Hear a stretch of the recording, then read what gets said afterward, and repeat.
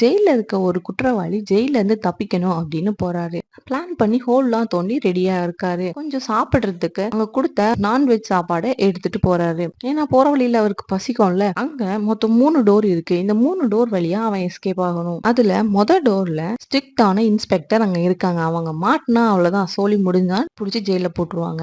2வது டோர்ல பேய் இருக்கு. அங்க போனா அது அவனை கொன்னுடும். 3வது டோர்ல நாய் இருக்கு. ரொம்ப பசியோட இருக்கு. அங்க போனான்னா அது அவனை கடிச்சு கொதறிடும். இந்த 3 டோர்ல எந்த டோர் வழியா அவன் போனா அவனால எஸ்கேப் ஆக முடியும்? உங்களுக்கு தெரிஞ்சதுன்னா நீங்க கமெண்ட் பண்ணுங்க. கரெக்டா கமெண்ட் பண்றவங்க கமெண்ட்டை நான் பின் பண்ணி வைக்கிறேன். Time starts now.